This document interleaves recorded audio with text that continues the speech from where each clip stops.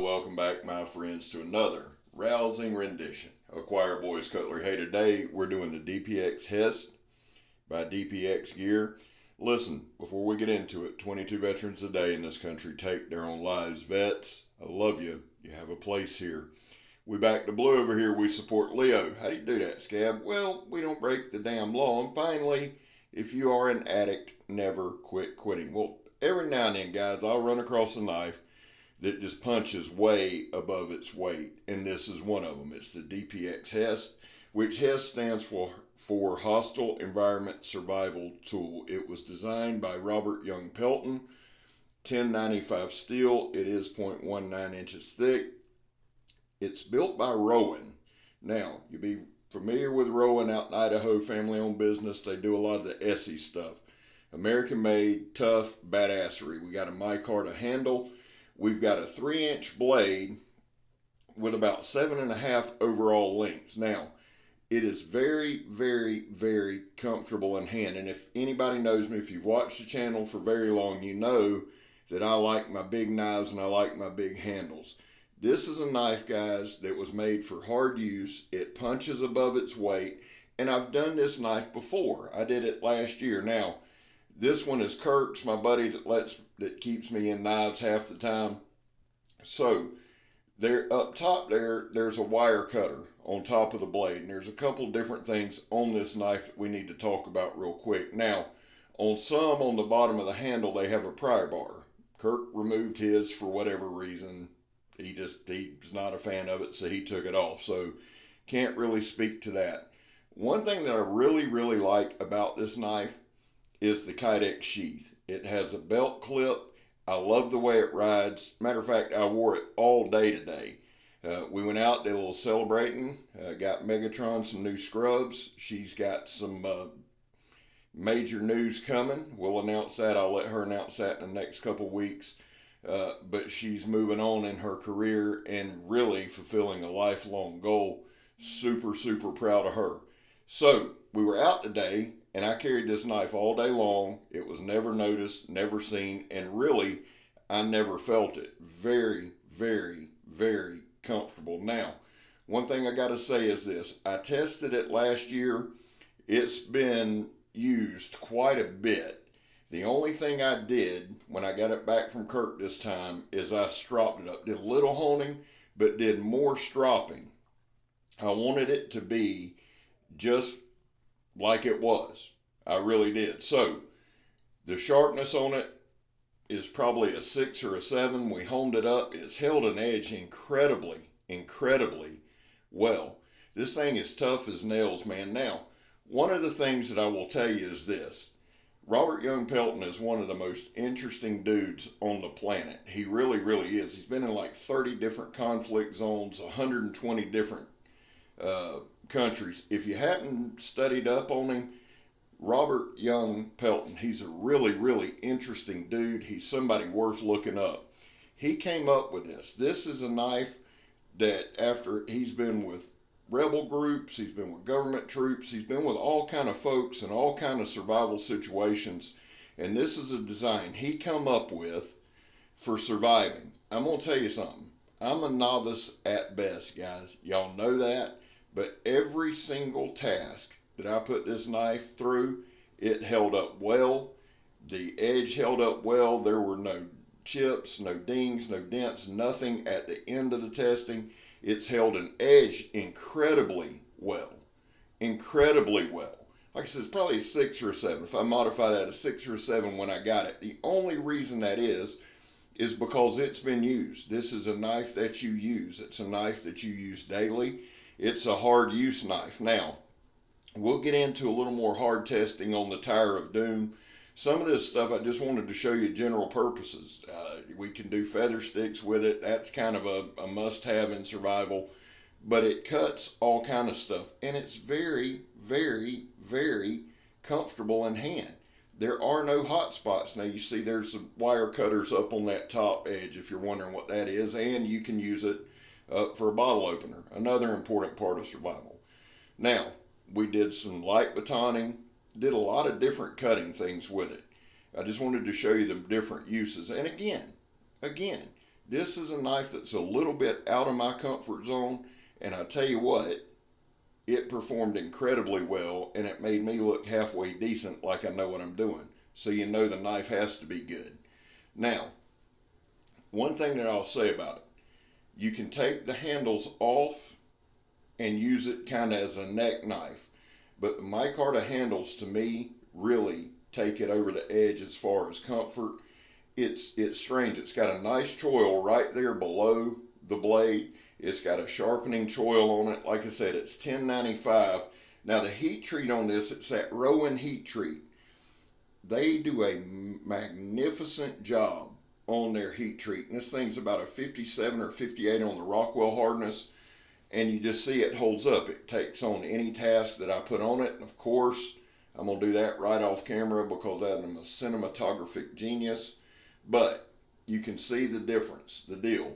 It cuts right through this stuff. Now, got a good stab. We did the Donnie B all day drop test, the Donnie B all day throw it at the stump test. Now, while we're talking about D-Bad, listen, he's marching towards 10,000. Get over there and subscribe. Let's get him to 10,000. Let's get him rolling. While we're doing a couple of shout outs, my guy Joe from Steel Forged and Fire Sword and Knife, we have a live blade talk in the morning. I believe it's going to be at 12:30 Eastern Standard Time. Eric Hussein's going to be there. So please join us for a live blade talk. We do all our blade talks on Steel Forged and Fire Sword and Knife. If you get Joe to 1,000 subscribers, we're going to start blade talk on its own. Now, back to the knife. Right here in the upper left hand corner, we're just popping the zip ties. That's just a little extra test I added to show the control of the knife. Yes, it's sharp. Yes, it pops them right off of there. But it's easy to work with them. Holding the stick, popping them off. Now, we're doing some saw cuts on that polypropylene rope. They're not push cuts. I am sawing into it. I hate that rope, but it is a good test, and it's just a good edge tester. It's hard as hell to cut half the time and a pain in the ass. You know, I'm sure many of you, I can see it now. I've never had a problem with it, Scab. I know you don't because you're magnificent. But old Scabber does. Now, here we go. Some incredible bushcraft skills here by Scab. I think I just busted my knuckle right there with the Bam Bam stick. That's okay. The thing with it right here is, yes, I moved the knife around a little bit. I did that on purpose. I wanted to see how the edge held up. I wanted to bang on it a little bit. I wanted to beat on it a little bit and show y'all some different stuff. It wasn't as much about going through stuff, and I did that because I about beat my hand to death and I didn't want to show y'all that. So that's why I did that. I don't show you everything. If I did, I'd be, well, you know, it is what it is. Old Scabber's here for you. Now, right here, knife had no problem. That's just an old piece of oak. And really, truly, honestly, guys, whether it was the world's hardest firewood, whether it was this little bit of oak, whether it was part of a pressurized 2x4, this knife had no problem. Now, the other thing is this. I am a massive 1095 fan. So you put a good heat treat on it like this one's got on it, you can get this thing hair popping, razor sharp. Again, I just wanted to see how the edge held up after about a year. Kurt carries it a good bit. Now, he maintains his blades, and I'm not saying he hasn't sharpened it in a year. I'm just saying I didn't do any sharpening when I got it other than just a quick strop. When it's done, I did a little bit of honing and stropping it, and it was right back to the same sharpness, same edge. So the heat treat holds up well. They do a magnificent job of it. It is very, very, very durable. Now, we're going to go to the Tower of Doom, and we do a couple hard stabs right there, and then we're cutting that sidewall. Now, it's a 3-inch blade. We've put it through a lot, and it's still able just to kind of blast. I'm pulling. There ain't no doubt that I'm having to pull some, but that sidewall, that's a truck tire, son, and the knife performed magnificently. This was another test that I wanted to do just to kind of wear down the edge, just to be honest with you. Do a couple more hard stabs. There we go. No damage to the tip, no damage to the edge, and those are the kind of things you expect. If you get a survival tool, if survival slapped on that sumbitch, you want it to survive. And this thing did it magnificently. Again, I think I'm using the word magnificently a lot. But again, right here, you see the knife going to work, man. We're going to do some different. We're going to try to do some slow punctures here in a second. We just did a lot of different stuff. Cut up this tire a lot. I don't usually do this many cuts on a tire, but I wanted to right here. We did some hard push cuts, some hard stabs, no hot spots, and no slippage either. Right here, we're just doing a push stab type thing. Absolutely no hot spots on that handle. It held up very, very, very well. Now, I will say this, throughout the testing today, we did wear down the edge. Like I said, to do a video like this, I'm out there 2, 3, 4 hours. And a lot of times I'm out here just dicking around, cutting stuff up. But I put a lot of wear and tear on a blade. So you can see right here, it does go through the water hose. The edge holds up, but I've put a lot of pressure on it. When I got done, I stropped it up, I got ready. Overall, guys, I think I found these for, I think you can find them for about 120 to 130 bucks, maybe a little bit more. I'm not 100% sure. The ones I saw were like 120, 130.